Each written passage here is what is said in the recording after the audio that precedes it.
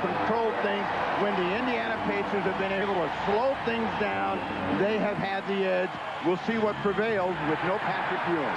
A big start, critical for Indiana. They're undefeated on the road. They need to come out and dominate early to take this raucous crowd out of it.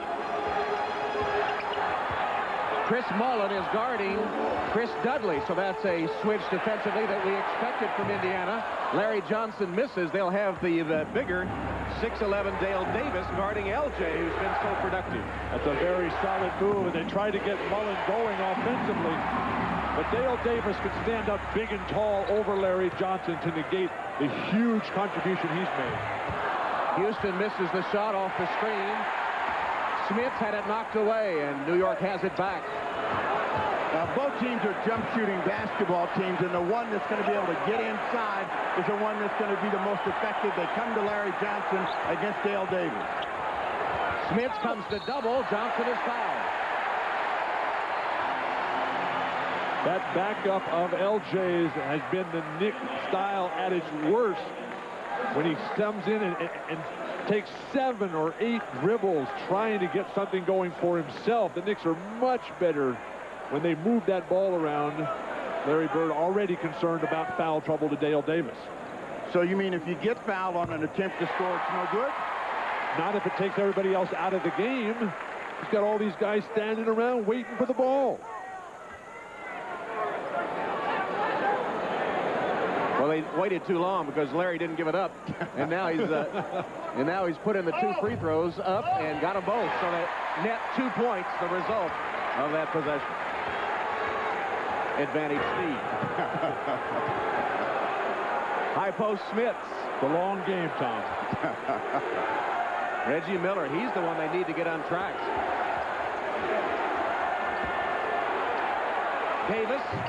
Dale Davis rolls in Indiana's first basket. Dale Davis and Antonio off the bench, not related, have been really the only Pacers playing any kind of basketball for Larry Bird. Trying to come to Allen Houston against Reggie Miller, and he feels he's got to attack Reggie Miller. He has missed his first couple of opportunities. 0 for 2 is Allen, and Chris Mullen hauls down the rebound for Indiana, looking for their first lead. Miller off of the screen. Houston right with him. Houston has really done an underappreciated defensive job on Reggie Miller. Smith over Dudley. Too hard.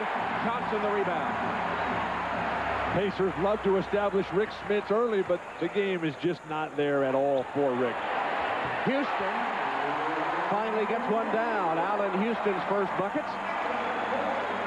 And the Knicks lead by 2. When you see Mark Jackson walking the ball up the floor, this is the pace of the game that the Indiana Pacers want. They have to execute at this end of the floor. They're trying to get Smits going. They get a foul against Chris Dudley. This, of course, is the Knicks' fear. Dudley in foul trouble. Allen Houston telling us his main weapon against Reggie Miller is to attack him on the defensive end.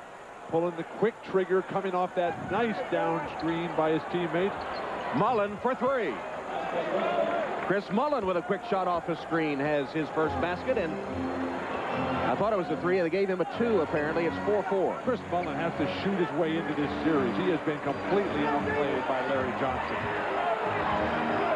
The playoffs are all about matchups, and the ones that favor the Indiana Pacers, they've suddenly changed, so they're going to come back. Nice hand, Steve. Clank. That ball was out of bounds. You don't catch a ball that's out of bounds. That was right in your wheelhouse, and you just let it go. Out of bounds. That's the difference. You never learned when a ball was out of bounds. Now they're discussing that 3-point. Yeah, was it a 2 or 3? I thought it was a 3. Mullen said it was a 3. Chris is over here talking to Steve. And now they gave it to him, a 3. Yeah, I thought it was a 3, too, when he let it go. So it is a 3, and it is an Indiana 1-point lead with the ball. Shooters also know when they're shooting. Yeah, he knew. He knew all of them. So how would you know, Steve? Smith gets tangled up, and Dudley comes up with a loose ball. Ward pushing it. Dudley just now getting down court. Now, this group that the Knicks have out on the floor is not going to get many cheap opportunities. Dudley with a missed jump hook. Charlie Ward with a hand check. And there's been a lot of discussion, of course, about the way the series has been called. Jeff Van Gundy complaining. He said whining now is the way to win in the NBA. He said Indiana did it successfully because in Game 2, the Knicks weren't allowed to stand their ground. And so the officiating has been much discussed the first 2 games. There's no call as Davis was bodied by Dudley. Thomas takes down the rebound. Rick Smith has to finish at least a layup, please. Mullen slaps it away for Indiana. Mullen for 3. Mark Jackson the rebound. Mullen wants it again. He's wide open, and they decide not to give it to him. Johnson now has to defend Jackson out on the perimeter. Mullen matched up against Charlie Ward, and an offensive foul called on Chris Mullen. A lot of teams in the Eastern Conference, Tom, have been trying defensive strategies of switching off their point guard against Chris Mullen. But Chris Mullen has the ability to back guys down. A little flop there. I thought it was a pretty good shoulder, though, from Mullen. I thought it was a pretty good call. Well, we're well aware that the Tony Awards will be given out for the best and the brightest in theatrical achievement tomorrow night at the Gershwin Theater. Charlie Ward trying for a late entry in those. Maybe he needs to consult with Reggie. LJ, the spin and the foul. Larry Johnson. Offensive foul. Larry Johnson got the hook as he made that quick spin, so he picks up his first personal. But you watch the elbow come out right there to wrap around, and Steve Jabby says no. Why is Larry Johnson trying to back down Dale Davis? Take him out 15 feet, face him up, and get to the hoop. Draw some more fouls. Smith. Charging foul. Wipe out the basket. Smith, as Dudley took the charge, and Smith had a head of steam, and he wasn't going to stop for anything or anybody. Well, the Indiana Pacers are trying to break that string where they stay out on the perimeter, and Smith is coming hard, and he is not going to be denied the opportunity, but Dudley steps in front of the line and gets the charge. Not the prettiest of starts, almost halfway through the first quarter, and it's 5-4 Indiana. New York's 1 of 6, Indiana 2 of 7 shooting. Well, let's remember that Indiana has had droughts all season long, and in Game 2, when they had an 18-point lead, they went 5 minutes, 45 seconds without a field goal. Chris Mullen commits his second foul. He had the offensive foul earlier. That's his first defensive foul. The Knicks are going to take a timeout. He's in shock. What are they doing to me today? They didn't give me the 3, and now they call another foul. We'll be back. Welcome back to Madison Square Garden. We've had 7 fouls called in the first 4.5 minutes or so of play, and Jeff Van Gundy, the officiating has been very much on his mind. He has a new theory. Let's hear it. No, whining wins in the NBA. No, that's the new success formula. Chicago had it perfected, and they always got the benefit in the next game. Indiana whined its way to 40 foul calls in Game 2. We could guard Mark Jackson in the first game. Second game, the Knicks could not guard Mark Jackson. They would not allow it. We're not the physical team. Heck, we start 6-foot Charlie Ward, 6'6" slender Allen Houston. Larry Johnson's undersized. Kurt Thomas is undersized. And we have 2 physical players on our whole team, and they got these monsters coming in bigger, stronger than we are, and somehow we're the physical team. I have a feeling Jeff would have preferred we play that for the officials. But that's a very oblique way of whining. That's right. But that's when you know that you're playing, is when you're the shorter team and you have to rely on quickness. You're playing against the Pacers, who are the biggest squad in the NBA, and you're beating them. Basically, with the home court advantage now, the Knicks. Well, the Knicks are complaining here. They wanted a new 24, but the clock didn't. The clock is not reset because the ball did not hit anything. Dudley tapped it, but it went to the glass, and that's all. So 17 to shoot. Charlie Ward inbounds to Houston. You need more than 17 seconds to get a shot off. You're having problems. Houston stepped on the sideline, stepped out of bounds, and the Knicks will turn it over again. New York off to a ragged start, turning the ball over, and only 1 of 9 shooting. Now, they don't appear to know how to get a shot off, and that's been their concern. Sprewell is up and getting ready to come in the ball game. He knows how to get shots up, Steve. Smith's guarded by Thomas. Travel. Nope, they're going to call an offensive foul. Well, you know, they've been trying to keep Schmitz in ball games as Sprewell comes in. So Latrell Sprewell into the game for the Knicks, trying to jump-start their offense. He replaces Kurt Thomas. But with Rick Schmitz to the bench and Antonio Davis in, Larry Bird is perturbed beyond belief with the performance of Rick Schmitz. Absolutely nothing. Houston travel. The two teams have now combined for 8 turnovers and only 3 field goals. You know, this is an example of what happens when teams are uncertain and not going to the people that know how to play offense. Allen Houston too quick on that move. Reggie Miller's first shot. And finally, the drought broken for Reggie Miller, who gets a bucket after approaching 50 minutes without a field goal. But what did Coach Wooden tell Coach Jeff Van Gundy yesterday? Quit having your players back in. Tell them to turn and face and play with quickness. Bill Walton was talking to his college coach, the legendary John Wooden, on the telephone when Jeff Van Gundy, as Larry Johnson misses, Dudley puts it home. When Jeff Van Gundy came into our meeting room and immediately got on the phone with Coach Wooden and brightened up, Jeff Van Gundy, you could tell it was the highlight of his day to talk to Coach Wooden, the legendary Wizard of Westwood. Miller, having hit his last shot, throws up an air ball with good defense from Houston. Here's Sprewell. Popped out, Dudley. Missed it, tapped in by Johnson. What a pass, Chris Dudley.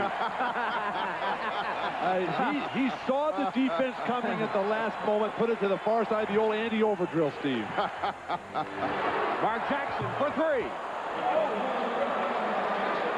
Jackson with the 3-pointer makes it a 2-point Indiana lead. Only a 7-footer could see a pass like that. The Knicks have done a phenomenal job of defending the 3-point shot. A great weapon for the Pacers. Now, this is where Sprewell struggles in the half court. If he can get you in an open court and he can come at you, either pull up and bring it all the way to the hoop, he's been terrific. When he's had to try to score in the half court, he has struggled. Davis. Antonio Davis with a miss. Dudley doing a good job on the boards, has his 4th rebound. Well, Dudley has outplayed Rick Schmitz and stayed out of foul trouble. Charlie Ward misses the layup. Antonio Davis takes the carom, and Indiana has it up 2. Jackson got away from Ward.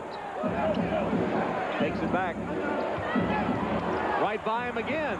Mark Jackson blows by Charlie Ward to lay it in. You expect Jackson to take the smaller Ward down on the low post. That time he just went right around it. Van Gundy realizes that Chris Childs, the backup point, is a much better defensive matchup against the strength of Mark Jackson. Houston can't finish. But Allen Houston, again, is a little bit too quick with everything. He needs to calm himself down. Turnover against Reggie Miller and the Indiana Pacers. Took his eye off of that one. Chris Childs ready to come in for New York. He'll replace Charlie Ward. The quickness of Mark Jackson freezing Charlie Ward, and Chris Dudley was out trying to deny the pick and roll, so no defensive rotation whatsoever. Where was Kurt Thomas? Kurt Thomas was on the bench. Yeah, he's over there on the bench, sitting next to Jeff Van Gundy. Obviously tough to make a block from there. Sprewell nearly lost it after the screen from Johnson. Childs now at the point. Johnson has the open shot. Passed it up. Drives. And had his shot altered, nearly blocked.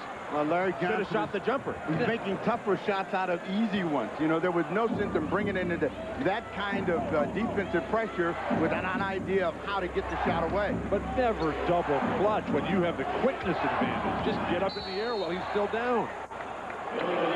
Illegal defense is the call, the first one against New York. When you've got him on the perimeter, the pump fake, you freeze him there. You're to the lane, just explode. Go up and roll that hook over the top. Nothing the defense can do. It doesn't matter how big you are in there. You got to have a hook to roll a hook. He's got one.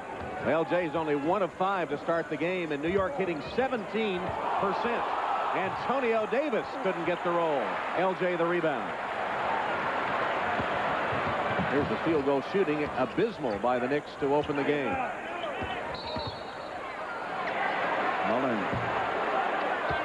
Well, they did this one to Mark Jackson on the hold.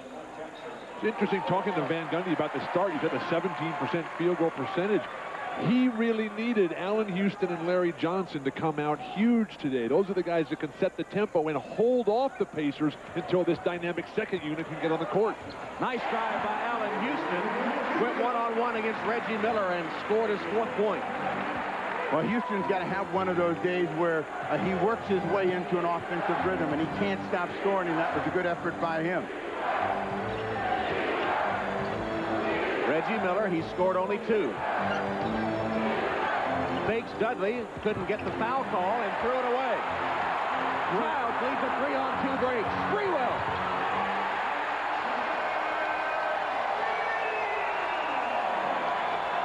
There's the running game, keyed by that second unit, Childs to Sprewell. And anchored now by Larry Johnson at the power forward position. Larry Bird forced to take a timeout. The Knicks are right back. Now, Allen Houston on a terrific individual effort, got himself under control and was able to finish that one against the defense of Reggie Miller. And then Larry Johnson digs it out, kicks it ahead. Knicks on the run, too tough. Sprewell, just an unbelievable finisher. Tie game, the NBA on NBC. Years ago today, the Knicks and Pacers met in Game 7 of the Eastern Conference Finals. Patrick Ewing came up big. 24 points and a playoff career-high 22 rebounds. His rebound and slam off this John Starks miss with 26 seconds remaining put the Knicks ahead to stay as New York won and advanced to the NBA Finals. Now Patrick still wants that ring, but he'll have to watch from the sidelines. He met with his team before practice the other day and said, "I have confidence and faith in you." And he closed by saying, "Get me that ring." Patrick wearing that cast, he'll be in that for at least 6 weeks. Very, very disappointing scenario for Patrick. Larry Johnson as the power forward has been dynamic here. In the ball game for the Indiana Pacers, Derek McKee, his job is to shut down Larry Johnson in the middle. Allen Houston over the top. He missed it. Jalen Rose and Derek McKee in for Indiana as Mullen and Dale Davis go out. Derek McKee and Sam Perkins, the 2 most skilled big men for Larry Bird, they have been non-factors in this series. Antonio Davis, back rim to LJ. 5 rebounds for him. To go along with his 4 points. Childs lobs it into Dudley. The defense forgot about him. And Dudley scored his 4th point.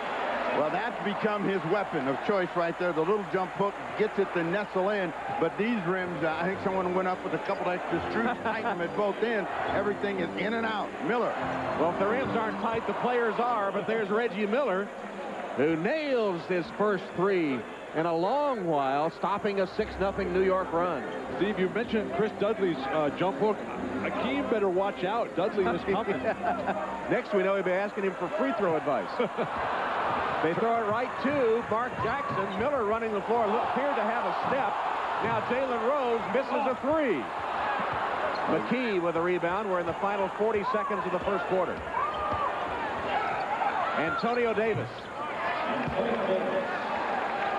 First basket for Antonio, and New York now trails by 3. Antonio's been having good numbers, been putting the stats on the board for Bird, but the impact has not been there.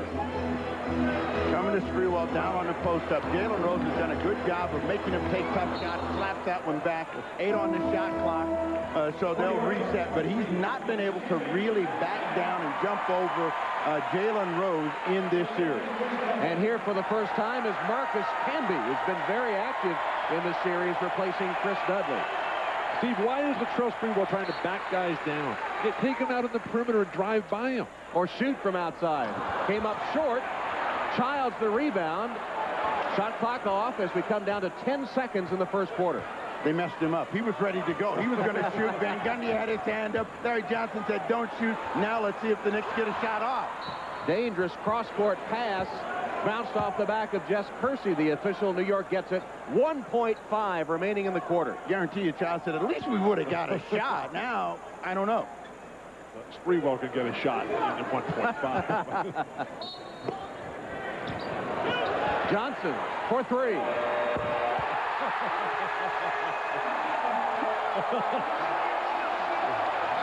We're all making the LJ sign over here at the table. Not me. Enough of the self-promotion of Larry Johnson. Well, Larry Johnson must have known something about the last-second shot. This is deep. That is about 28 feet. Nothing but the bottom of the net. And, Bill, this second look just for you. Well, maybe he was thinking about last year's 1.6 and the I can't take it anymore game. Because this time I'll fake a shot instead of getting myself thrown out and suspended. We love Larry. Tied at the end of one thanks to LJ's heroics. Today with a double, big home run last night. Has this been like the World Series for you here in New York this weekend? I think as a team, you know, we try to keep things in perspective because it's a 162-game series, but it's a World Series for the fans. You know, I live in Manhattan, and if we lose this series, I don't think I can leave my apartment. Now, you're a big Knicks fan, obviously. Your feelings on Patrick Ewing and him missing out on this? It's real unfortunate. I mean, he's been playing for the Knicks for a while. He got a great chance to win a championship this year, but hopefully the Knicks will rally around him and come up with a championship anyway. Yankees struggling a little bit. Do you think we'll see you come postseason? Most definitely. We've been playing well the last couple weeks, and I think we're starting to roll now. All right, Derek. We look forward to it. Thanks for taking the time. Thank you. All right, the playoffs and the World Series on NBC this year, Tom. All right, Jim. Indiana with a miss. New York's rebound. Sprewell to Canby. Knocked away. Canby got it back. His shot, no good. And Mark Jackson, the rebound. Travis Best and Sam Perkins entering the game for Indiana during the timeout. But again, all the loose balls going to the Knicks, particularly Marcus Camby. If he could only make a jumper, go along with those dunks and blocks. Now, remember what Larry Bird told us at the start of game one. He felt that his second unit could defend and make it difficult for the Knicks second quick units. We'll find out whether their defensive energy is up to it. Ball goes on the floor. The Knicks wanted more, and they get a turnover with a 24-second shot clock violation. Steve, when you say that the Knicks wanted more, that just has to grate at Larry Bird so much. The road game, this is the Pacers' fourth road game of this year's playoffs. They have led at the end of one in all 3 games. They have been off to huge starts. Today they were tied, though, of grave concern to Larry Bird. And tied despite the fact that the Knicks shot only 28% from the floor. But the Knicks got 7 more shot attempts, due in large part to their quickness. They controlled the boards, had fewer turnovers, and LJ was magnificent with 7 points, and 5 rebounds. And 3 signature demonstrations. Derek McKee with the Indiana foul. Here is LJ in action. Double team, scrapping, fakes, got it up and in. Wow. The longer we stay here, the more Bill becomes a fan of Larry Johnson. You notice the word magnificent came out the last time. 9 points for LJ. I got to get my thesaurus out here. Slow pass by Sam Perkins. That ball just floated in there.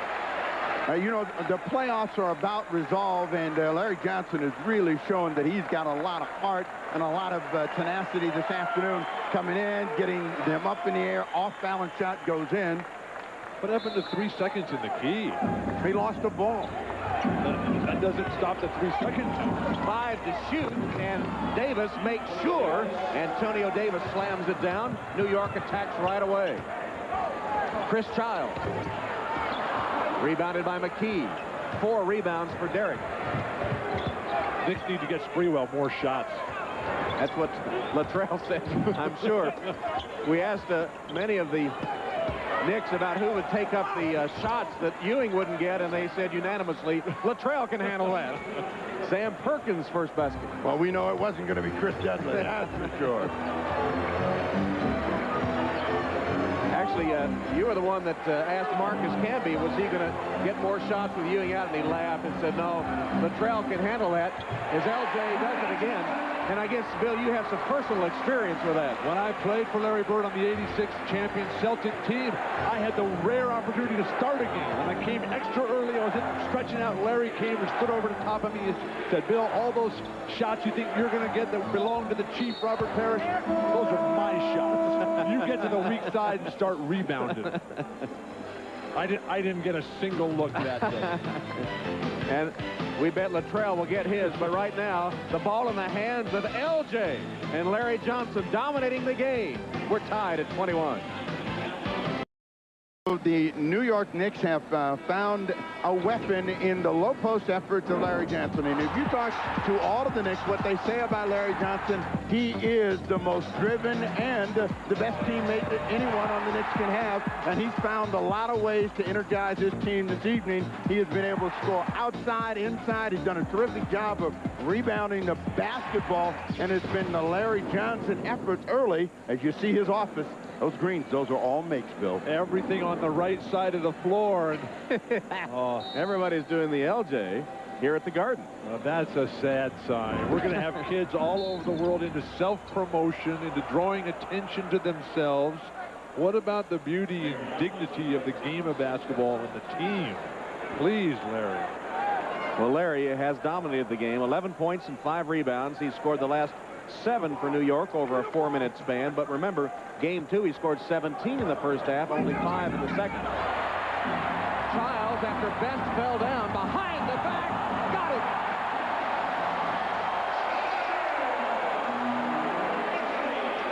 Chris Childs letting his game do his talking for him, rather than LJ, who's always trying to throw that. Well, it's a little harder to do a CC. Rose with a miss. Canby wipes the board clean. What the Knicks small unit has been able to do is limit the Indiana Pacers to one opportunity. So it's been one shot. They try to squeeze it in between the defense. Chris Childs, the creativity. After he digs it out defensively, Travis Best just inexplicably falls to the floor. That's something I was very good at there, Steve. Falling to the floor? No. No, too late. You walked right into that snare. I tell you what, oh, it jerked you way up in the air. I'm talking about the behind the back. Johnson was open, and he's going to use a little clock and try to break down Derek McKee. Double team comes. He gives it up to Thomas. Can't hit. Put up and in by Canby. The Pacers rooted to the floor defensively. Sam Perkins, Antonio Davis, Derek McKee. Get a rebound one time, please. It is only a 4-point ball game, and all the Indiana Pacers need to do is find someone that can score with each possession. They come to the low post and Sam Perkins. Perkins got the roll. Tough shot. Kirk Thomas had a hand in his face, and Perkins with 4 off the Indiana bench. Sam, one of 3 Indiana Pacers who are from the New York City area here. Sam being the oldest. The senior member had all the tickets in the locker room before the game. Sprewell. Finger rolls it in. Suddenly, New York catching fire. Sprewell has 4, and the New York lead is 4. You say suddenly like you're surprised. Every time Sprewell, Canby, and Childs come in, the game just completely changes. But aren't you the one that told us that quickness is something that you can learn? And if it is, you better give the lesson to the Pacers quickly. It's about what you think. Oh, what a terrible play by Antonio. Saved it right to Canby, who is fouled.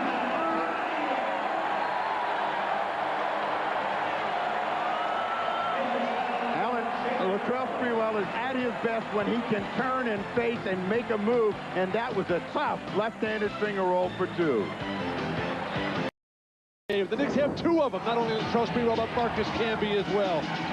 In game 2, Marcus Canby following in his own miss, leaving the Pacers riveted to the floor. His shot blocking has been exquisite. On the offensive glass, he has been tough, determined, ferocious, feeding off loose balls, finding plays, drawing charges that were incorrectly called. And then at the hoop once again today, Marcus Canby, who was not wanted by Jeff Van Gundy early in the season, has turned his season all the way around. And he told us yesterday that it was the support of Larry Johnson that got him through all the hard times. While watching the game, log on to NBA.com for exclusive conference finals coverage, bringing you expert analysis, head-to-head stats, live sortable shot charts, in-game video highlights, and a chance to listen in to the complete post-game press conferences, all at NBA.com. Well, after this series and actually the last part of the season, no more questions about Marcus Camby's toughness and dedication. No question about that. I think that they misread him. You know, he's a certain kind of player, but he's not a physical Charles Oakley type of guy that's going to be knocking people down. He's not a bruiser, but he certainly is a competitor. But to Van Gundy's credit, Canby didn't come in here with a good, solid work ethic.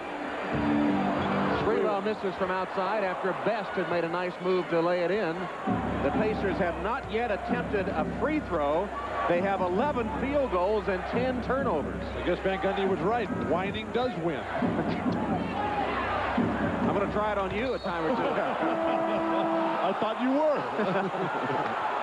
Larry Johnson picks up the foul there. He does not agree with the call. Rick Smits is going to come in the ball game along with Reggie Miller, and that means Antonio Davis is going down, Derek McKee going down, and Allen Houston is in for Larry Johnson. Steve, have you ever seen a more non-productive period in Derek McKee's career when he was healthy? Well, we don't know if he's healthy. He's playing, but we don't know if he's 100% healthy, and certainly Larry Bird would like to see him give him something, so he's going to have to be more aggressive out there, and that's always been a complaint. You never know when the real Derek McKee is going to show up. Reggie Miller missing the three-pointer right off the bench. Houston had the D on him, and here's Canby from Houston with the slam and one. The Pacer defense absolutely breaking down. The hard pick early on Reggie Miller. That allows Allen Houston to come down the lane. Allen Houston had two guys, one on each side. Kurt Thomas on the left side, but he decides to go to Canby here. Looked off the defense and found Canby. And since Marcus Canby entered the game late in the first quarter, New York has outscored Indiana 16-8. And that has got more substitutions for Larry Bird. Dale Davis and Mark Jackson in. Travis Best and Sam Perkins down. Knicks get it back. Tom, the plus-minus for Marcus Canby, the plus-minus for Latrell Sprewell throughout this series has to be absolutely huge for New York. Is this math that only people math. at UCLA know? It's not about geography, Steve. It's about math today. Especially if you had Lake Michigan in Indiana last week. I checked out the map. Lake Michigan does come in contact with the state of Indiana. Smits with a miss. He still can't get it going. Sprewell all the way. Latrell Sprewell catches the Indiana defense napping. Well, that tells you that you can run. Everybody's been saying in this year's defense that you can't do it, but Sprewell just makes up his mind and beats everybody else down the floor. They lead in fast break points 6-0. Foul Sprewell. Sprewell, we talked about that plus-minus. When he's been in the game, the Knicks have gone up 8. When he's been out in the opening moments, they've fallen behind by 1. But the quickness again that we've talked about throughout this series, shocking at the beginning.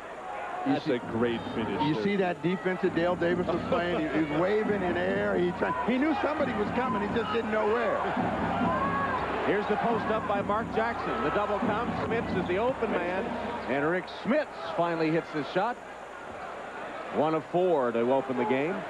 You know, Smits' offense really works better for him when he can face the basket, get some confidence, and then go back in the low post. Sprewell. Steve, he told us he can't pivot. That broken toe he has. The quickness again of Marcus Canby. Who else? Marcus Canby. Man, has he been active in this series. He's just throwing his body all over the court.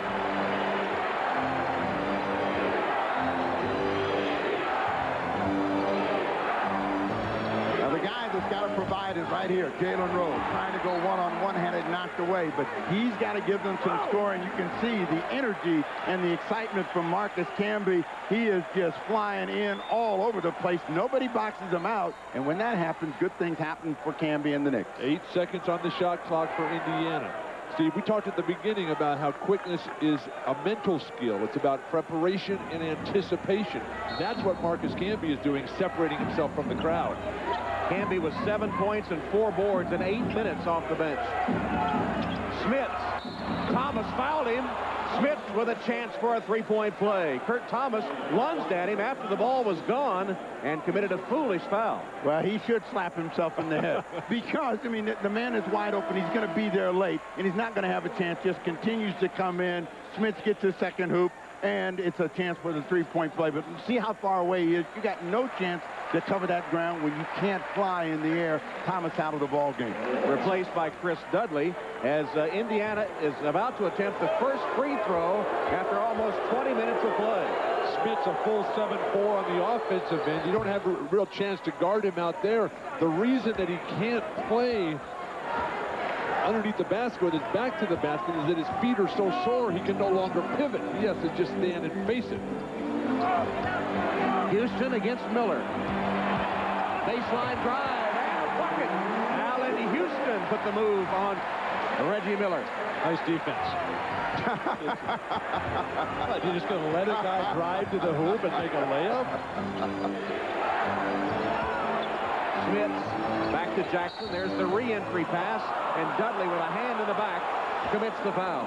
You know, Bill, you were a great shot blocker, but you never had to come out here and deal with anything like that. So Houston makes a nice quick move to the middle, and there's no hey red where it was Rick Smith. You're saying that we never had to contend with Dr. J coming to the hoop at us? We don't want to have any flashbacks to Dr. J against you. We won that series, Steve. And Dr. J will admittedly, or he will regrettably admit that. Rick Smith once again at the free throw line. Next Saturday, our coverage of the WNBA tips off with the highly anticipated national television pro debut of two-time Collegiate Player of the Year Shamiqua Holtzclaw and the Washington Mystics as they take on league MVP Cynthia Cooper and the world champion Houston Comets. The WNBA next Saturday, 4 Eastern on NBC. Welcome to the league, Shamiqua. You got to go right in and play Houston at the Summit. Well, Rebecca Lobo sitting there pulling for her New York Knicks, but Smith has come in 7 quick points, and he's keeping the game close. That's all the Indiana Pacers need right now is just to stay in contact. Houston again. Jump stop, left hand, short. Houston was able to wade in and get his own, and then Schmitz ties him up. Schmitz has found a rhythm, finally. He went the first 19 minutes without scoring, and now 7 points in the last 2 minutes. Good defensive play there. Let me remind you, lads, that you can't score when you're on the bench. He got in early foul trouble, so he had to sit down. But he doesn't practice, Steve, so how can he have any rhythm at the beginning of the game? He has to use the opening minutes to get ready. Houston nearly outjumped the 7'4" Smiths, but Indiana has it. He's 7'4" on the offensive end, Tom. New York has 10 offensive rebounds in this game to only 3 for the bigger Pacers. Jackson, entry pass, Smith is wide open. Dudley lost him, and Rick Smith makes him pay. He is in a rhythm, and he does have 9 points. Smith does have a history of having some of his best road games right here in this building. Timeout, New York. Knicks take a timeout, and their lead has been cut to 2. Rick Smith has scored Indiana's last 9 points, including this latest bucket. It's 36-34, the NBA on NBC. They've been successful in doing that. How about the job David Robinson did last night as we look at Smith's tonight, a big rebound from game 2 disaster. But David Robinson, 7 blocks. Every one of them led to a fast break. Just kept them all in play. Terrific poise and confidence by the Spurs. And if the Blazers could only learn how to play as a team instead of a bunch of scattered individuals, they'd be a lot better off. My. The Trailblazers are trying to do something that nobody else has ever done, and that's come back from 3 down, but they got to start with a win. They played that team close. Can they get some belief and get 1 win and get themselves started? Because what the San Antonio Spurs have that they never had is resilience. Allen Houston made a good move to get open, then missed the shot. It'll be Indiana's ball, and Rick Smith over the last 3 minutes has outscored New York by himself 9-4. Reggie coming up out of that scuffle lame a little bit. Marcus Camby putting so much pressure on the offensive glass over the backs of the Pacers. Now remember, in other games where Reggie has come up limping, and we've done this year, he's also come out deadly, and he starts going to work. Back to Smith. And he gets the soft touch roll. Rick Smith's 11 points in the last 3 minutes plus. Smith is doing a terrific job of initiating contact, bumping Dudley off balance. Dudley has had success in the past against Smith, not in this stretch today. Well, Smith has got the ball game tied up. Sprewell's trying to break it. Finally gets a tough hoop over Jalen Rose. Latrell Sprewell knocks it down, 38-36. Inside 2 minutes left in the half. That's been the difference, though. When everything is bogging down for New York, Sprewell can bail him out. Speaking of bailing, The Duncan Dutchman is bailing pretty hard right now. He has 13, a one-man New York wrecking crew at the moment. He might have been at the Belmont because they are riding him pretty hard today. What are you talking about? Back to Sprewell, and they double up on him, but they're trying to get him back on the post. He's got to make a quick move against the clock. 7 on the clock. Sprewell wanted to foul, didn't get the call. There is a loose ball foul on the rebound. One of the concerns for Jeff Van Gundy is foul trouble. 3 now on Chris Dudley. Ewing, of course, out. There's 6 fouls that you can't use. Dudley has to play now, not so much as a fouler, but as a defender. Herb Williams, 41 years old. Look for him to play a big role at some point in the rest of this series. I just think about it. The rest of the Indiana Pacers in the quarter have scored 8 points, and it has been Rick Smith doing all of the business in this 4-10.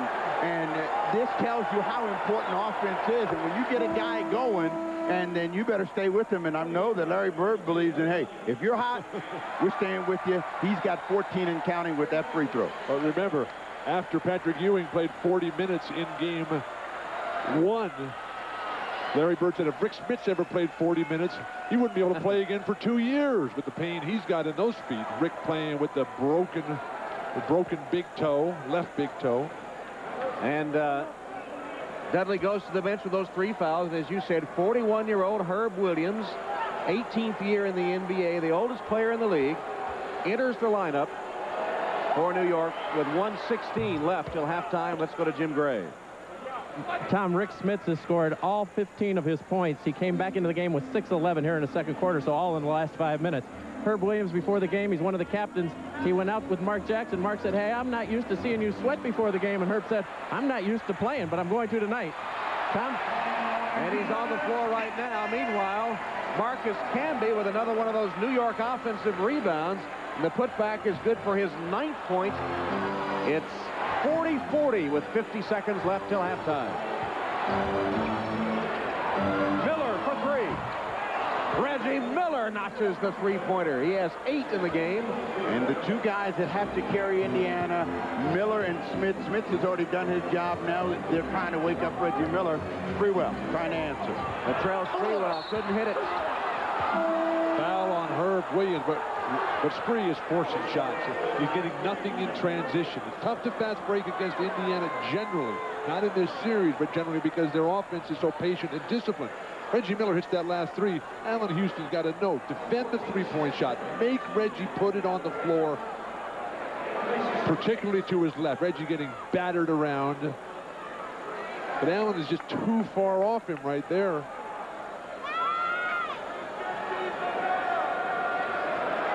Well, Reggie Miller is the guy that's going to end up at the free throw line. They call a foul. I thought the foul was against Herb Williams. I don't know how Reggie got to the line. It looked like Rick Smith ought to be the guy coming back, but Miller knocked down his first free throw. Foul was on Herb Williams, but in the melee, apparently Reggie Miller was the man fouled and the best in the NBA at the line. Well, Smith is on the bench now. Dale Davis, Sam Perkins, excuse me, back in the ballgame. What about Indiana, the excellent free throw shooting team, best in the league, missing 18 free throws in game 2, and Reggie even missed 3. Well, the shooting percentages in this series have all been in favor of the Knicks, something you'd rarely associate with New York. Camby with a slam from Childs. It has been a terrific second quarter as Childs gets knocked down by Mark Jackson. No call. If the Pacers are not going to deny penetration to Chris Childs, they're not going to win this series. Final 10 seconds of the first half.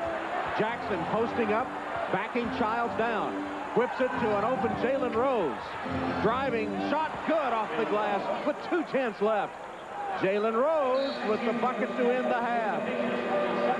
Rick Smits off the Indiana bench, blazing hot, 15 points in the last 4 minutes, 55 seconds of the half. Don't be fooled by that New York towel. He's been big for the Indiana Pacers in this first half. Patrick Ewing sees his team go to the locker room, down by 5, 47-42 in game 3. Now stay tuned for the Prudential halftime report coming up after these messages. You're watching the NBA on NBC. good shots that the Pacers got, shooting 54%. He said that is the reason that Latrell Sprewell really wasn't involved. He got no transition opportunities. They're going to try and get him involved with some more turnovers in the second half. As for Larry Bird, very unhappy with the turnovers, unhappy with the offensive rebounding. They were out-rebounded 11-3 on the offensive boards. And finally, spoke to Mark Jackson, and he said, as Marcus Camby comes in on a slam dunk, Mark Jackson said that they will not be looking specifically for Rick Smits here in the second half. They will only go to the guy who's open. Tom? All right, Jim. Charlie Ward with a steal, and Camby, who starts the second half, gets the finish. It's Ward, Johnson, Thomas, Houston, and Camby for New York. Indiana has its familiar starting quintet in there, and here's Rick Smits. He got another one. He's still on fire. 17 for Rick Smits in the last 5 minutes. If they don't come back to Rick Smits, something's really wrong over on that Pacer bench. Is Mark Jackson thinking we're crazy? The hottest hand out on the floor belongs to Rick Smits. They changed the plan. Marcus Camby. Camby up and under. 4 points to start the third quarter. Indiana has Jackson, Smits, Dale Davis, Chris Mullen, and Reggie Miller. Tom, Marcus Camby's got 15 points in 14 minutes. Charlie Ward should have given it up. They had a 3-on-2. It'll be Indiana's ball. The problem was that Larry Johnson was out in front of the ball. When there's a 2-on-1, which is created by the defense of Larry Johnson, then Larry gets out in front of the ball, and there's no angle for Charlie Ward to pass that ball. What about Camby, the trailer there? Well, drop it behind your back, sure, but these quarterbacks, they don't know that. Thinking back to that pass at the end of game 2, only a quarterback could have made that one. It was brilliant. That was a great pass. These quarterbacks, they can't see behind them like basketball players can. Jackson backing Ward down. Ward trying to stay in front of him. Jackson's little jump hook right under the rim. Couldn't hit it. Got his own rebound, and then Ward swiped it. Terrific hands, Kurt Thomas. Houston to Thomas. Missed the layup. Thomas again, blocked by Smits. Thomas a third time, lost it. Here's Jackson. He's got 3-on-2. Was that Kurt Thomas or Charles Smith?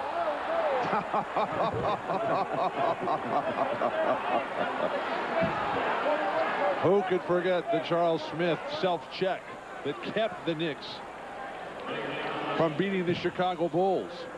Now there's another foul against Kurt Thomas, and Jeff Van Gundy is saying, guys, we got to continue to get back defensively, make sure you got some sort of pressure against Rick Smits, who is sizzling right now. Kurt Thomas has 3 fouls, but Indiana has turned it over 3 times in their 5 possessions to start the third quarter.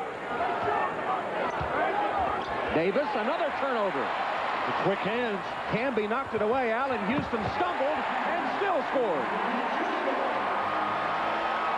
Now the defense of the New York Knicks has forced some breaking opportunities, and Allen Houston gets his first. So Van Gundy obviously lost his voice in that locker room, telling these guys they have to do a better job defensively. Mark Jackson rattles it home. Jackson with a nice move to the hoop, and Indiana up again by 3.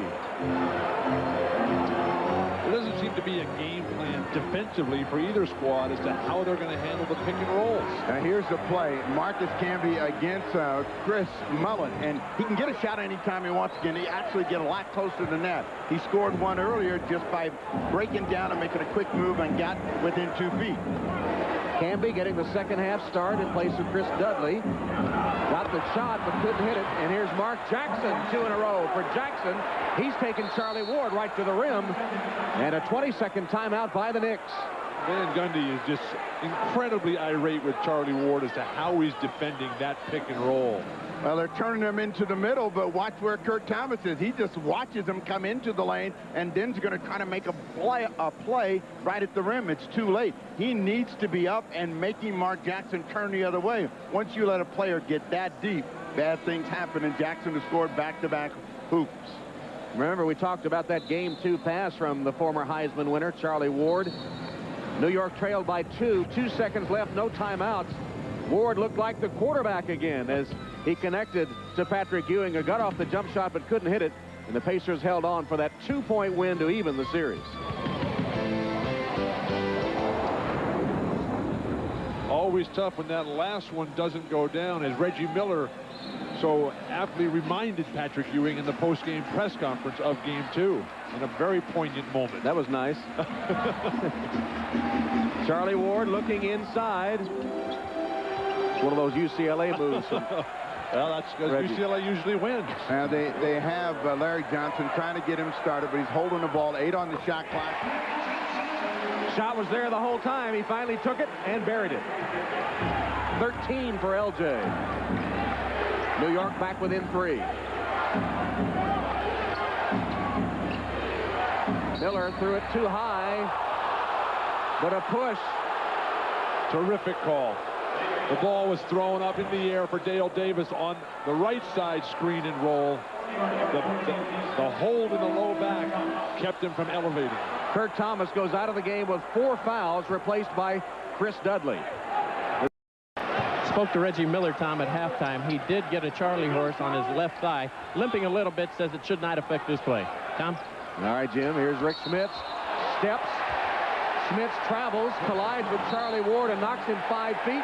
Threw the ball at him and got the tee. But if you see Steve Gavi out on the floor, as you see a disgusted Larry Bird, you know there's one thing that will happen in any situation like this. Ward is going to go down. Now watch Rick Smits look and then flip the ball in his direction, and Gavi just takes it out, gives him a tee. That was a bad call on the traveling violation. That was excellent, if not perfect, footwork by Rick Smits. Then he should have thrown the ball at the referee and not at Charlie. That's not a good idea. I see. 5 turnovers in the quarter for Indiana. There's the call, and there's the toss of the ball that got him the tee. Remember the Tony Awards tomorrow night at the Gershwin Theater. They're going to get a foul right here at this end for the New York Knicks. I think it's going to be against Dale Davis on the push against Larry Johnson. Second foul on Dale. Larry Bird is a man of few words, but of many expressions, and you can see Dale Davis just crashing into the screen of Allen Houston. And he shakes his head in disgust. Houston got the shot, couldn't hit it. Dudley out-muscles Smits for the rebound. You know, we've talked about Sprewell and Houston, but both of them are getting shots. They're just not making them. Camby. Nice move. Marcus Camby. Jump stop right to the hoop for the jump hook.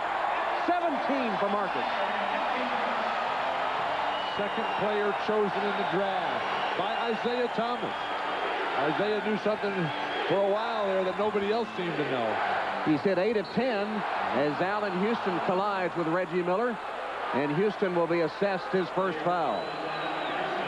When Marcus Camby develops this into a consistent shot instead of just the luck of the bounce, then he can become an unbelievable player in this league.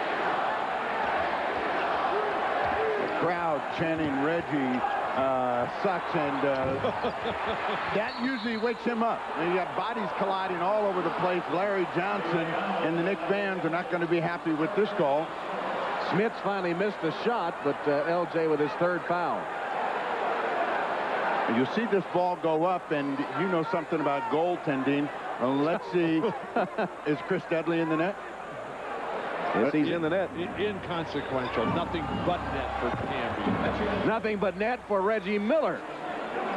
Miller knocks down his 12th point of the game, and the Pacers lead by 2. What were they chanting about Reggie? See if I missed that. Reggie sucks. They should leave that guy alone. They don't know well enough by now that that's the kind of talk that gets him fired up. Oh, here comes the lick.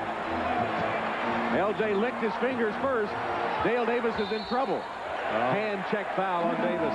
When you go to the lick, it's all over.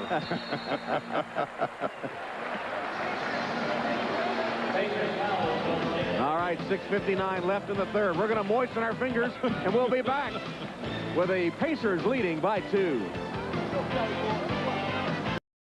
On Reggie Miller, when the Pacers haven't stopped themselves with 15 turnovers already this evening, Reggie Miller has been the subject of direct attention. Physically, when he comes off screens, they're banging him at every opportunity. The hip check by Allen Houston. Reggie Miller only has 2 free throw attempts. He's made both. A dozen points for Reggie. And the Pacers leading by 2, just under 7 minutes left in the third. There's another one of those declining graphs that we've seen from Reggie, almost below sea level if it goes too much farther, Tom. Chris Mullen back in the game, trying to defend Marcus Camby. Well, they're too close together, so Johnson's going over the top for 2 more. LJ, who started the game 1 of 5, has now made 5 in a row, beginning with that three-pointer at the buzzer to end the first quarter. Reggie Miller's having a pretty good evening. It's just that he hasn't taken a lot of shots. He's 4 for 6 from the field, so he's shooting it well, just not getting enough attempts. They go back to Smith. Jackson for 3. Houston leading the fast break. Camby. Boy, Indiana lax about getting back on defense. And that was Larry Bird's main message to the team today was transition D. You can't let these guys with the young, fresh legs like Camby and Sprewell get out and beat you up and down the court. But anytime you shoot a quick shot and it's deep out on the perimeter like Jackson's was, and you surprise your teammates, you're not going to have a good chance. You see Larry Johnson and the space that Dale Davis gives him, trying to make sure that he's giving help to Chris Mullen, costs up the perimeter shot to Larry Johnson, and then in the break you'll see Marcus Camby dancing over the top. Steve, why doesn't LJ go to the lick every time? He's saving it for special occasions. Right, you know. Chris Dudley in serious foul trouble here. Not much on the offensive end. And Smith's back to the free throw line. Tomorrow, after the NBA playoffs, NBC is giving you a second chance to see the outrageous Third Rock season finale and the Mad About You series finale. That's Third Rock, followed by Mad About You, all starting at 9, 8 Central tomorrow on NBC. The Pacers as a team have yet to miss a free throw. Smith's got the first, trying to get the second. He has been sizzling since he came back in. That's 19 points. 4 here in the third quarter for Rick Smith. Indiana, which went forever without shooting a free throw, is 9 for 9 in the game. And that's a big change from the 47 free throw attempts that they took in game 2 at home. New York is 4 of 6. Here's a foul call. Illegal pick. Larry Johnson, who shakes his finger. Now, if you've been watching any of the playoffs, and players should know that, pick and roll situations are Terry Durham's favorite call. If you are not silent and still as the Larry Johnson is barking and reacting, you will end up getting the whistle going against you as a screener. Van Gundy and Terry Durham are really getting into it in front of the Knick bench. Dale Davis, back rim, rebounded by Marcus Camby. How valuable has Camby been to New York in this game? How could Toronto give him up? And another violation by the Knicks will turn it over to Indiana. I like that move that Jess Kersey made. It was a little Broadway himself. He gave us a watch. And he come down here, put both hands on the ball, and come into the rim and got caught. You can do that in football. Kurt Thomas is back in for the New York Knicks. Tom, when you see the contributions of Sprewell, Camby, these are the guys that Ernie Grunfeld, who got the axe, he brought in. That was his vision. I'm wondering if he's going to ask for his job back. Larry Johnson went to the bench with 4 fouls. Thomas is in. Smith. And he throws his hands up in disbelief. Another illegal screen, Tom. This time it's just Kersey tagging, and you can see the disgusted look on Bird's face. Derek McKee replacing Dale Davis for Indiana. Steve, you were a guy that received a lot of screens. Some say needed a lot of screens, but isn't it the guy who's receiving the screen? It's his job to wait for the guy to get set. What are they doing out there? Well, they're all moving too quickly, and it is the responsibility of the guy that's getting the screen to wait. Allen Houston just busting his way in and forces a call in his favor. This one going to go against Chris Mullen. Houston splitting the defenders and actually initiating the contact. Allen Houston knows that he plays a lot better when he gets to the foul line. When he drives to that hoop instead of settling for that perimeter jumper, he is so much more valuable than Jeff Van Gundy. No Mullen. They give it to Reggie Miller. That is his first foul of the evening. I noticed that they brought McKee off the Indiana bench to defend Marcus Camby. Is that the ultimate compliment or not? McKee, one of their best defenders, and who would have guessed that he'd be called on to defend Marcus Camby? Marcus Camby, started the season, he was just stopping himself. New York leads by 2. Mullen for 3. Bullseye. Chris Mullen buries a 3. He has 2 3-pointers, his 6 points in the game. And now with Sprewell back in the game, the Pacers scoring at a more regular clip. The Knicks can't run out of the net. Allen Houston lost it trying to dodge Rick Smits. This play right here had Jeff Van Gundy talking to his assistants. I told him, don't let him catch the ball in that kind of position. And we'll see if it has any impact as they try to find Rick Smits. Smith being defended by Camby as Allen Houston commits his 2nd foul. Remember, Sprewell used to be a teammate of Chris Mullen, and he told us that he learned something about Mullen, but he's not applying it right now. Mullen is the master of the seam. You give him one, he'll make you pay. Now that's a rarity right there. Chris Mullen slanging one. And tomorrow, 6 Eastern on NBC, NBA playoff coverage begins with NBA Showtime. Then the Trailblazers trying to stave off the sweep as they meet the San Antonio Spurs in Game 4. Showtime, then Game 4 in the West, starting at 6 Eastern tomorrow here on NBC. We got the great 3-point shooters here. Chris Mullen, Reggie Miller. How about the 3-point shooting for San Antonio with Jaren Jackson, Steve Kerr, Sean Elliott. Sprewell misses, got a good look, couldn't hit it. Antonio Davis, who just replaced Rick Smits for Indiana, collars the rebound. Sprewell 4 of 13 in the game. Antonio Davis fouled by Camby. The Knicks cry, and right now they cannot lose their focus on the officials. They've got to stay in the ball game. They got themselves off the floor after being down 5, got a 2-point advantage. Marcus Camby has been sensational since entering the ball game, but he did foul Antonio Davis, who goes to the line. Number 2 on Camby. Steve, you said when he says entering the ball game, remember he started the second half. You and I are old enough to remember John Havlicek. He was the vaunted 6th man for the Boston Celtics. Havlicek would sit out the first 4 or 5 minutes of the game and then play the rest of the way, full 43 minutes. That's what Van Gundy is really going with now with Marcus Camby and Sprewell. Antonio Davis hits that free throw. Chris Childs is in at the point for the Knicks, replacing Charlie Ward. 3-point ball game, trying to go to Allen Houston on the post against Reggie Miller. Houston is not a great post player, but a tough fadeaway. Allen Houston now has recorded 13 points. His personal battle with Reggie Miller. Houston has scored 1 more point. Sprewell, Thomas nearly lost it out of bounds. Childs calling for it. Quickness advantage again for New York.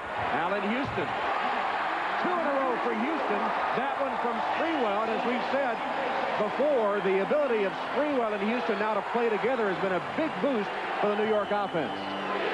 9 in the quarter for Houston.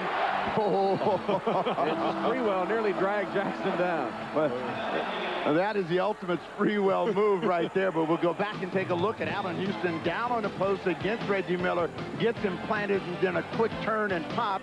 And that gets a little bit of offensive confidence for Allen Houston. And then Sprewell in transition trying to find his way through. Finds Allen Houston almost in the same spot. The result, the same. 1-point game. Providing plenty of excitement and sometimes exasperation.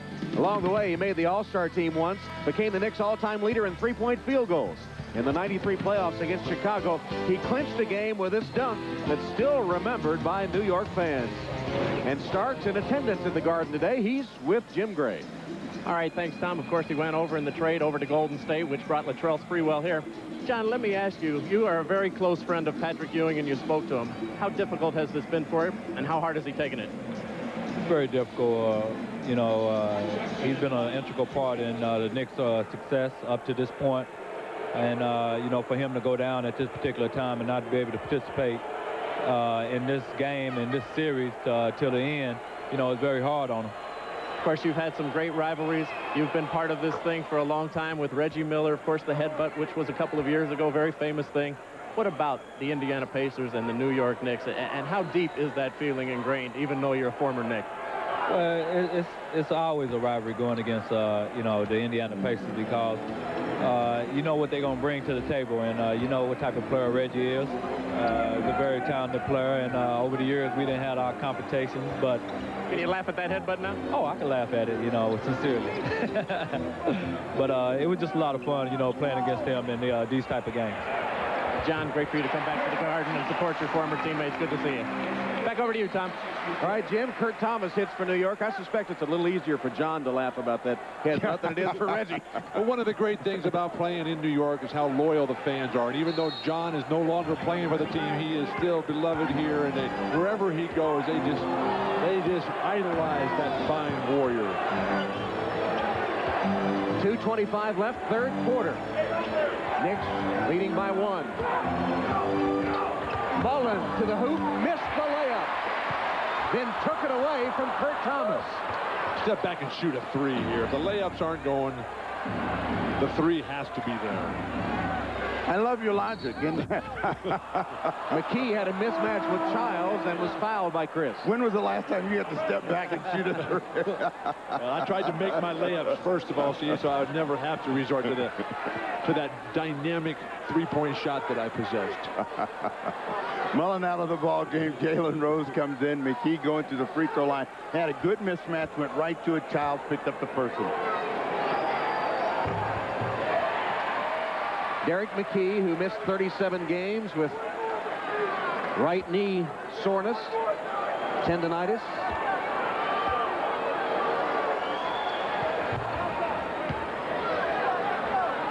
And the game tied at 65 with 2 minutes left in the third quarter.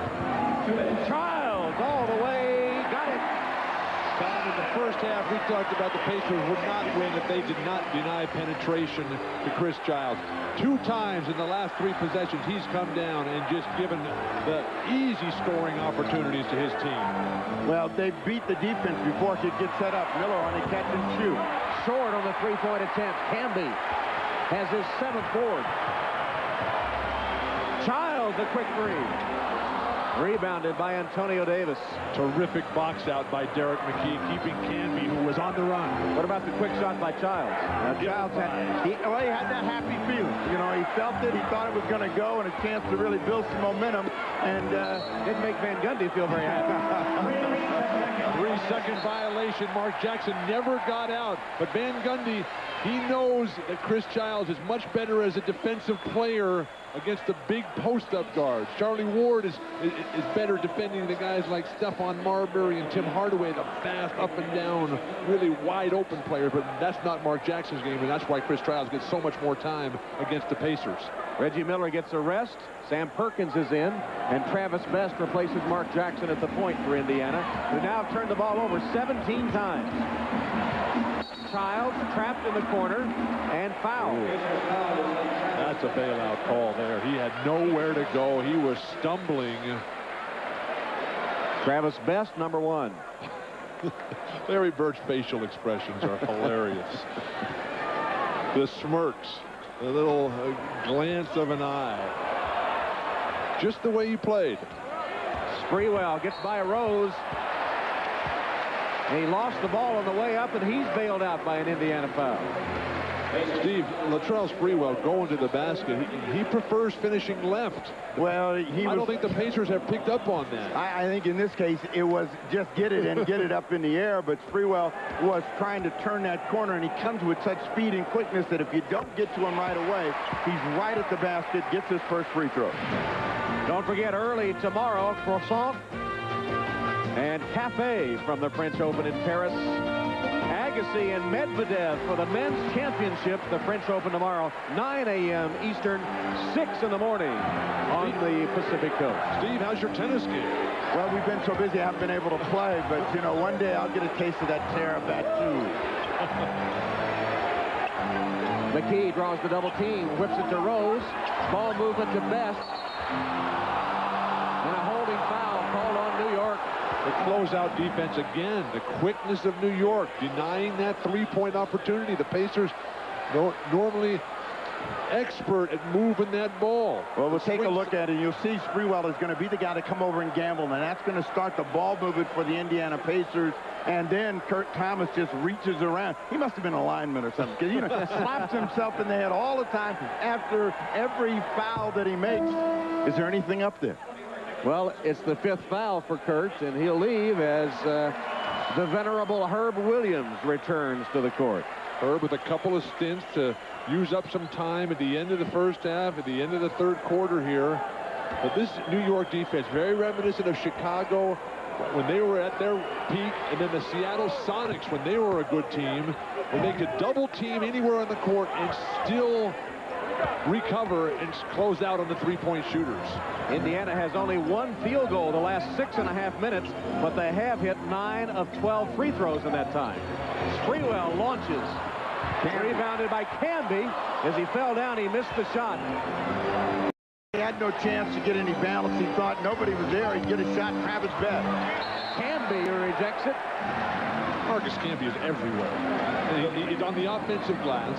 He's blocking shots. He's running the lane. And Toronto traded him. You'll see him come down the lane and slap that one away. And the Indiana Pacers have 15 on the shot clock, 20.4 on the game. So there's about a 5.5 second differential. Canby just like a frisky young colt. As you said, he's everywhere. Ought to be young. 19 points, 8 rebounds, 1 block, Marcus Camby. Best misses the shot. Got it back and leaves it for McKee, who hits with 5 seconds left. Good play by Travis Best, and McKee buried the shot. Here's Houston. Quarter about to end. He can't score, and the third comes to a close. And we begin it the way we ended the half. LJ, 15 points. Marcus Camby with 19 points. And the third quarter comes to a close with a tie game in the books.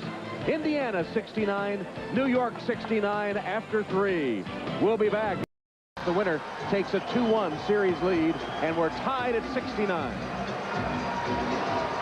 Now, the Indiana Pacers came here to win 1 of 2 games so that they would get the home court advantage back, and they played very well. To start the fourth quarter, they've got to keep up their defense and find someone to score. Larry Johnson. He's the man to score, as he has been all afternoon. The Knicks with Larry Johnson, Chris Dudley, Latrell Sprewell, Chris Childs, and Allen Houston. Indiana has Travis Best, Derek McKee, Antonio Davis, Sam Perkins, and Jalen Rose. The Knicks living dangerously. Plays are being made, and guys are coming to a stop. Beautiful post-up. No stoppage at all there by Sprewell against Derek McKee. McKee, who also went to Alabama like Sprewell did. A little rivalry there. Chris Dudley is hammered. Had an open look for a moment, and now flagrant foul is called. And Jalen Rose is limping. He's holding about 7 different body parts. They converge on Chris Childs, who leaves it open for Dudley. And Dudley always has to collect himself, and you can see McKee came across. He didn't make a play on the ball. He went right into the arms of Chris Dudley. That's the reason for the flagrant. Steve, why are they pressing Chris Childs on the perimeter? Because it made a 3-point shot in so long, I can't even remember. Well, what he has been able to do, though, is come quickly and break down the defense, so they're trying to get up on him and make him change direction. I know that being further out on the floor is a little foreign for you. Just back off and let him make some jumpers. Dudley with and Larry Bird shows what he thinks about Chris Dudley making a free throw. As you probably know, Dudley is a career, 46% free throw shooter. That good, huh? And 44% here in the series. He's the worst in NBA history. Larry Johnson gets around Perkins, who pushes him, and Sam Perkins picks up the foul. Well, Perkins did a good thing. He came over to stop the initial penetration, and Larry Johnson always likes that herky-jerky spin back. He came right back at him. Perkins never got set and got the foul with the hand check. Johnson wide open after he leveled Best with a pick, and he banks in the 3. It's Yep, LJ. More penetration by Chris Childs. The horrible start. Larry Johnson, perfect since opening the game ice cold. Including 2 threes, both of them very improbable. Best wide open for 3. He answers the LJ 3. Travis Best. Travis Best is normally an outstanding defensive player. He's got to just make it up in his mind that the only thing that I'm going to allow Chris Childs to do is stand in the perimeter and shoot jumpers. Enough of this penetration. But they're coming back across the middle and nailing him with the Larry Johnson screen. And when he gets screened, that's when Childs is able to turn the corner. This time he keeps him in front Sprewell with 8 on the clock. Gave it up to Houston for 3. Rims out, rebounded by Best. Indiana looks to reclaim the lead. But Chris Childs is not Tiny Archibald. He's not Lenny Wilkins, guys who you could never stop from coming down the lane. Partially blocked by Sprewell, but Indiana gets it back. 8 on the clock. McKee. Pretty turnaround, Derek McKee. 7 points off the Indiana bench. McKee averaging only 4 in the playoffs. Casper, the friendly ghost, has shown up and starting to make his presence felt. He's gotten a couple of big hoops against the clock, and Van Gundy is not happy. Indiana has reclaimed the lead. They're up 1, 76-75. Finals close throughout. Larry Johnson has hit 7 baskets in a row after only 1 of his first 5. Marcus Camby very active for the Knicks today. Latrell Sprewell has gotten a couple of fast break baskets, playing without, of course, Patrick Ewing. Reggie Miller, a dozen points, but only 2 so far in the second half. Rick Smits in the first half scored 15 points in 5 minutes to keep Indiana in striking distance. And now 9:23 left in the fourth quarter, and Indiana leads New York 76-75. Full 24 seconds on the shot clock. 2 key contributors for New York, Chris Childs and Marcus Camby. Childs, 23 minutes, 4 points, 8 assists without a turnover. Trying to get Sprewell down in the low post against Jalen Rose. This has been tough for him the entire evening. Misses that opportunity. They're going to get Dudley on the offensive foul team over the back. 5 fouls on Chris Dudley. Thomas already playing with 5. Larry Johnson. Well, if you're Larry Bird, this is a bad trade-off. You can see the ball comes over the top, and because Dudley has the arms in the shoulders of Sam Perkins and pushes off, easy call to make. When you come into that play, Steve, you have to use your hip to seal him off right there and wait for the ball to bounce out and then go after it. Dudley unhappy as he sits with 5 fouls, replaced by Marcus Camby. And then Travis Best. When are you going to open up a big man school for all his subtlety? No, Pete Newell, he has that all under control, Steve. Rose whips it to McKee. Went to the left hand and laid it through. McKee with an unexpected offensive burst here in the second half, and 9 points in the game. Indiana leads by 3. This is where you're really seeing the loss of Patrick Ewing, where the Knicks forced to go with the small lineup and nobody to match up with McKee, who has woken up. Well, that's a bad matchup for Latrell Sprewell as they double up on Larry Johnson. 7 on the clock. 4 to shoot. Johnson got free, missed the shot. Here's Best for Indiana. McKee wants it in the post, being fronted now by Sprewell. Over dribbling by Travis Best. Let it go. Perkins for 3. Sam Perkins nails a 3-point shot, and New York takes timeout. Indiana in the midst of a 10-0 run on the New York Knicks. Derek McKee has been one of the stars of this burst by Indiana. Well, it's McKee and Sam Perkins who have come back from the dead. The nice use of the left hand, avoiding Marcus Camby, and then a good ball movement, a little bit of over dribbling there, but finally Sam Perkins really adding that 3-point threat. been big today. Remember how poorly this ball game started off for both teams offensively, and then Rick Smith got in foul trouble and got back into the ball game and found an offensive rhythm. And it's come on most of the shots when he's looking at the hoop. When he's been able to turn and get a look at the hoop, he has been deadly, and that has been the difference on the scoreboard. Rick Smith. Steve, I'm going to go to the library and start doing some research on psychological inconsistencies of some of these performers. Rick Smith, just an absolute non-factor coming into today, has been the best player in the game. Jackson blocked by Canby. Childs with the outlet to Sprewell. Canby wants the lob. Instead, it's Allen Houston. And now they'll set it up on the half court. The Pacers defense have denied Houston and Sprewell, both of them shooting about 33% on the afternoon. Another steal by Indiana. He lost his balance on the way in as Jackson's coming back looking for a quick strike. Pacers, after committing 17 turnovers the first 3 quarters, taking care of the ball in this quarter. Marcus Camby again. The guy is in on every single play in the basket area. Well, Sprewell had to fight Antonio Davis to try to get around in front, and Van Gundy was yelling like crazy. Somebody covered the rear. He finally got over there, knocked it away, 8 on the clock. Camby's got 4 steals and 2 blocks.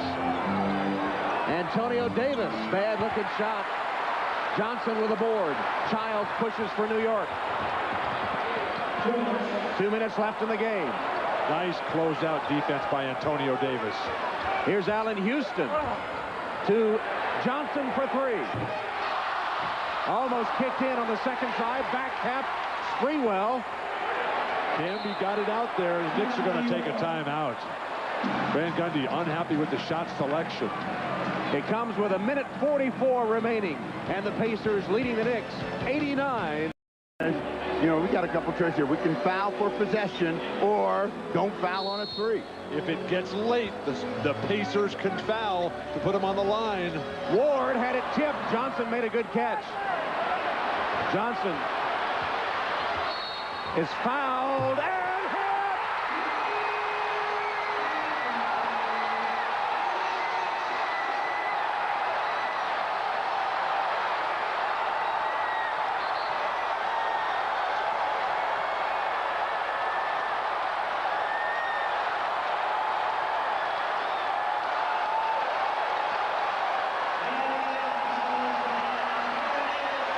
Johnson has hit his career quota of wild shots today.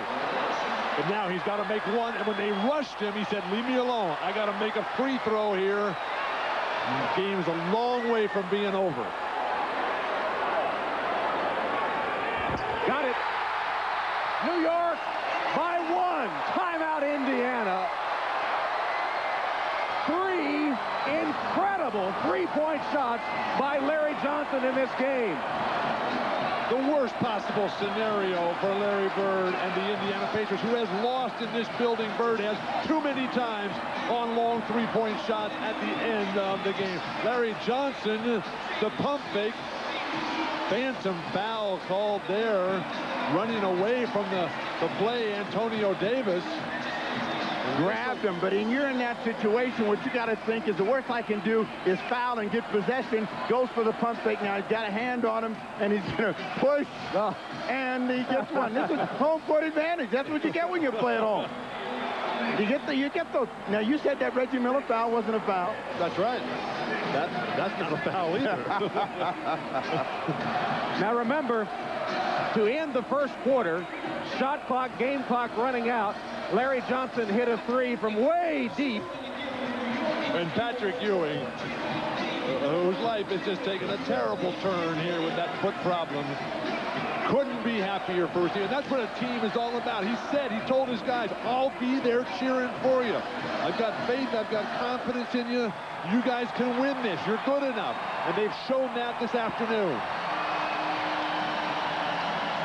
Well, there's 5.7 seconds. That's a ton of time for the Indiana Pacers. They missed with 6 seconds in Indiana. Mark Jackson taking the 3.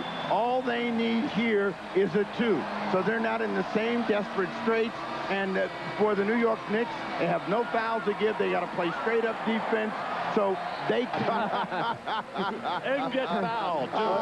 Johnson hit the 3 at the buzzer to end the first quarter, banked in a 3 early in the fourth quarter, and now this 4-point play with 5 seconds left has given New York a 1-point lead. Has there ever been a greater 4-point play? No. More significance in the history of the NBA. So it's McKee, Smits, Jackson, Miller, and Rose for Indiana. 5.7 seconds left. Can Reggie Miller put out another one at the Garden? Here's Mark Jackson. Jackson triple teamed, tied up, got a shot up, no good. New York wins.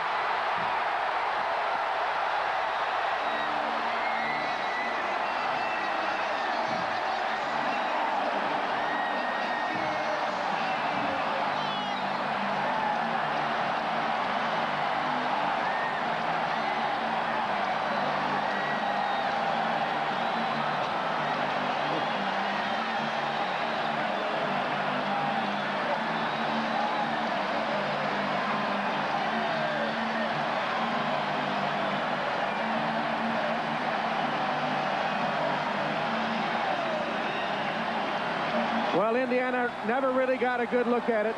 Mark Jackson was immediately surrounded by white shirts. 3 of them eventually converged on him, almost tied him up. He got a wild shot up just at the horn. Charlie Ward rebounds, and New York has the most improbable victory in Game 3. 2 game-winning opportunities for Indiana, and Reggie Miller does not touch the ball either time. That's not the way it's supposed to be for Indiana. Miller with 12 points, only 2 in the second half. And Larry Johnson with an amazing shot, and he is with Jim Gray. All right, thank you very much, Tom. Larry, tell us about that 4-point play. And was that what was called in the huddle? No, it was not. First of all, I'd like to say all praise is due to Allah. It was not called in the huddle. It was supposed to be a drive by Allen, but he couldn't get it. So once I got it, you know, I just tried to square up, and I got a good look at it, and I shot it, and it went in. Allahu Akbar. That was a prayer. Were you surprised you were fouled? Yes, I was. You know, you're down 3. There shouldn't have been no foul. But like I said, all praise is due to Allah for that shot. We're watching it right now. You hit 3 very unlikely 3-pointers today. You made 8 shots in a row. What goes through one when one finds the zone like that? It seemed like everything you threw up went in. You know what? I wouldn't even call it a zone. I was trying to stay focused. You know, a lot of guys got to step up since Patrick is out. And that's, you know, that was my main focus, trying to step up since Patrick is out. What did Patrick say to you? He gave you a big hug. You know, Pat, before when he found out his injury, we had a meeting with him the day of practice, and he told us, you know, he's still with us, and, you know, for that guy to be around as long as he's been around, and he's been hurt throughout this whole playoff, and he's give us 110%, we got to give it right back to him. Were you guys teetering your confidence coming into this game without Patrick? No, I think that, like I said, guys understand they got to step up. Myself, Marcus, Kurt Thomas, Big Chris Dudley, guys got to step up, and I think that's what guys are trying to do, step up.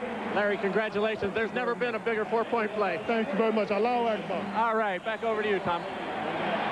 Thank you, Jim Gray. There have been some classic moments between the Knicks and the Pacers here in Madison Square Garden. Reggie Miller's heroics with 8 points in 16 seconds come immediately to mind. But never a wilder finish than tonight. The 4-point play by Larry Johnson gives New York a victory and a 2-1 lead in the series. The final, 92-91. So for Steve Jones, Bill Walton, and Jim Gray, Tom Hammond saying so long from New York. Now let's go to the world's most amazing videos.